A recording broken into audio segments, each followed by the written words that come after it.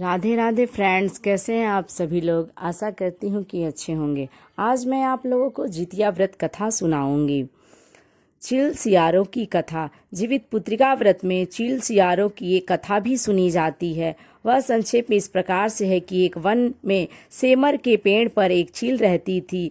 पास की झाड़ी में एक सियारन भी रहती थी। दोनों में खूब पड़ती थी। चीलों को जो कुछ भी खाने को लेकर आती उसमें से सियारिन के लिए जरूर हिस्सा रखती। सियारिन भी चीलों का ऐसा ही ध्यान रखती। इस तरह दोनों के जीवन आनंद से कट रहे थे। एक बार वन के पास गांव में औरतें जिउतिया के पूजा की तैयारी कर रही थीं। चीलों ने उसे बड़े ध्यान से देखा और अपनी सखी सियारों को भी बताया। फिर चीलों सियारों ने तय किया कि वे भी यह व्रत करेंगी। सियारों और चील्हों ने जिउतिया का व्रत रखा। बड़ी निष्ठा और लगन से दोनों दिन भर भूखे प्यासे मंगल कामना करते हुए व्रत में लगी रहीं। मगर रात होते ही सियारन को भूख प्यास सताने लगी। जब बर्दाश्त न हुआ तो जंगल में जाके उसने मांस और हड्डी पेट भरकर खाया। चीलों ने हड्डी चबाने के कड़कड़ की आवाज़ सुनी तो पूछा कि यह कैसी आवाज़ है। सियारिन ने कह दिया, बहन, भूख के मारे पेट में गुड़गुड़ा रहा है, यह उसी की आवाज़ है। मगर चील्हों को पता चल गया। उसने सियारन को खूब डांटा कि जब व्रत नहीं हो सकता तो संकल्प क्यों लिया था। सियारिन लजा गई, पर व्रत भंग हो चुका था।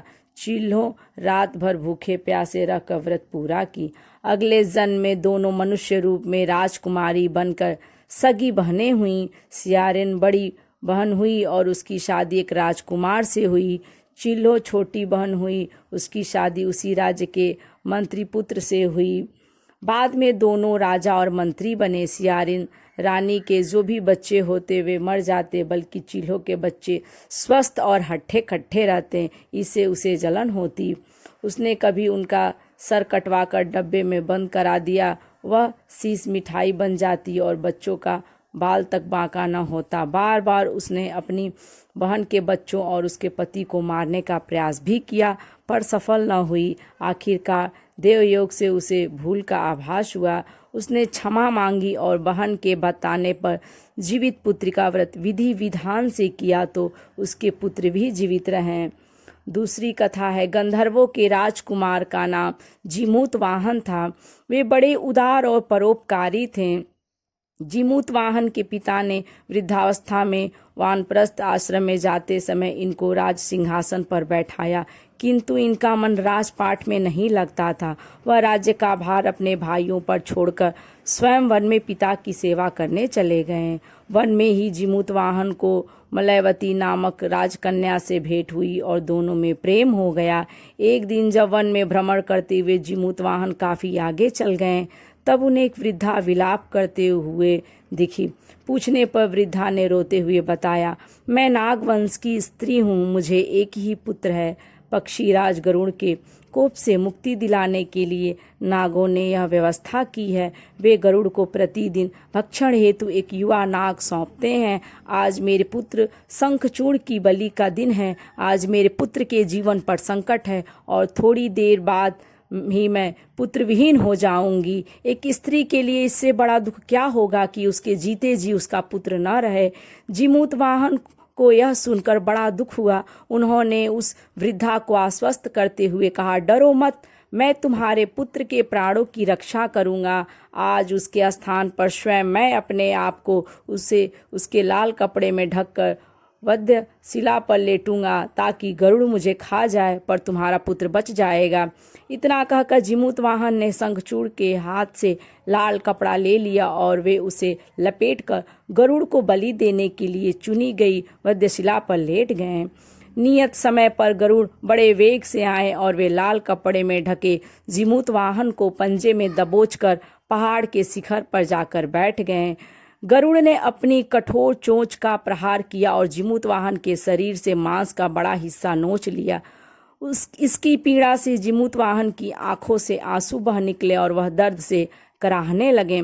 अपने पंजे में जकड़े प्राणी की आंखों में से आंसू और मुंह से कराह सुनकर गरुड़ बड़े आश्चर्य में पड़ गए, क्योंकि ऐसा पहले कभी न हुआ था। उन्होंने जीमूतवाहन से उनका परिचय पूछा। जीमूतवाहन ने सारा किस्सा कह सुनाया कि कैसे एक स्त्री के पुत्र की रक्षा करने के लिए वह अपने प्राण देने आए हैं। आप मुझे खाकर भूख शांत करें। गरुड़ उनकी बहादुरी और दूसरे की प्राण रक्षा के लिए स्वयं का बलिदान देने की हिम्मत से बहुत प्रभावित हुए। उन्हें स्वयं पर पछतावा होने लगा। वह सोचने लगे कि यह एक मनुष्य है जो कि दूसरे के पुत्र की रक्षा के लिए स्वयं की बलि दे रहा है, और एक मैं हूँ जो देवों के संरक्षण में हूँ किंतु दूसरों की संतान की बलि ले रहा हूँ।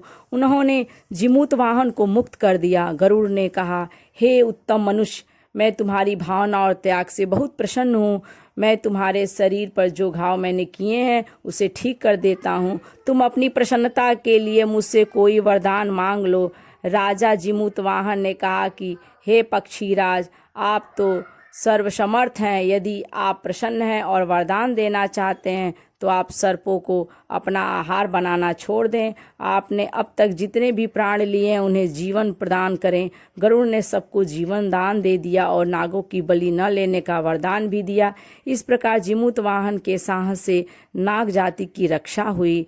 गरुड़ ने कहा, तुम्हारी जैसी इच्छा वैसा ही होगा। हे राजा, जो स्त्री तुम्हारे इस बलिदान की कथा सुनेगी और विधि पूर्वक व्रत का पालन करेगी, उसकी संतान मृत्यु के मुख से भी निकल आएगी।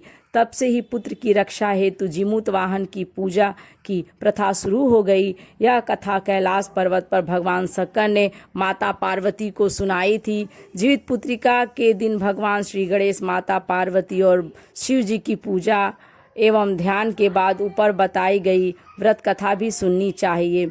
भगवान श्री कृष्ण की कथा। यह कथा महाभारत काल से जुड़ी हुई है। महाभारत युद्ध के बाद अपने पिता की मृत्यु के बाद अश्वत्थामा बहुत ही नाराज था।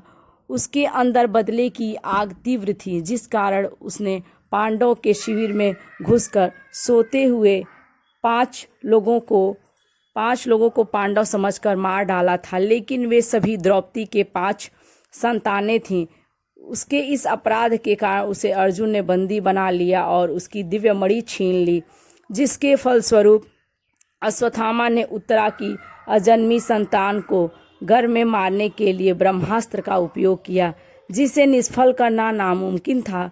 उत्तरा की संतान का जन्म लेना आवश्यक था, जिस कारण भगवान श्री कृष्ण ने अपने सभी पुण्यों का फल उत्तरा की अजन्मी संतान को देकर उसके गर्भ में ही पुनः जीवित उसे कर दिया। गर्भ में मरकर जीवित होने के कारण उसका नाम जीवित पुत्रिका पड़ा और आगे जाकर यही राजा परीक्षित बना। तब से ही इस व्रत को किया जाता है। तो दोस्तों, ये कथा आपको कैसी लगी कमेंट्स करके ज़रूर बताएं। यदि ये अच्छी लगे तो लाइक करें, और यदि मेरे चैनल पर आप नए हैं तो इसे सब्सक्राइब करें।